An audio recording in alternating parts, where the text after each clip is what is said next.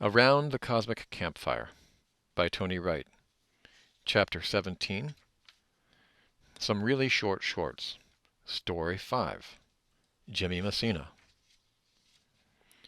For some time, I ran a writer's night outside of Nashville. It was a successful event every single week for years. All kinds of music dignitaries would come, sometimes sitting in, sometimes nestling in with the local country audience. It rivaled the famous Bluebird Cafe Writers' Night in Nashville, and we, who spent our time and energies offering it, were quite proud of it. One year, through the Writers' Night and various people, I made the acquaintance of a dear man, Jim Messina. It had been years since he was with Kenny Loggins, and he was doing his own musical thing and traveling around the United States, performing and still writing and recording. I met him in one time frame when he was recording at Michael McDonald's studio in my small community of Leapers Fork, Tennessee. He did not meet me, however, through Michael, but through my writer's night.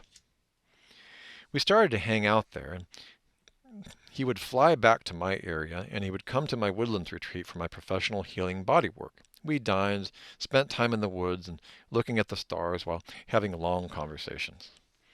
I found him to be a wonderful person that I was happy to get to know. In time, we slid away from each other, and we both went to our other ventures. Years later, my son married and had a child, and as I got to know his new bride, who was only 9 years younger than myself, we were talking one day. She had also been a massage therapist, but on one West Coast and not in Nashville. She was talking at one point about Jimmy. As we explored a bit deeper who Jimmy was, I found that my new daughter-in-law was hanging out with Jim Messina in some other part of that country at virtually the same time that I had been. We seemed to nail it that it was the same year. Out of all the people in the world, all the places Jim would travel, and through all of those people, how did he meet us both? And of all the people my son could meet and eventually marry, what is the likelihood that it would come to someone who had hung out with the same man that I did in the same area of time? I find this fascinating, at least. How do these synchronicities occur?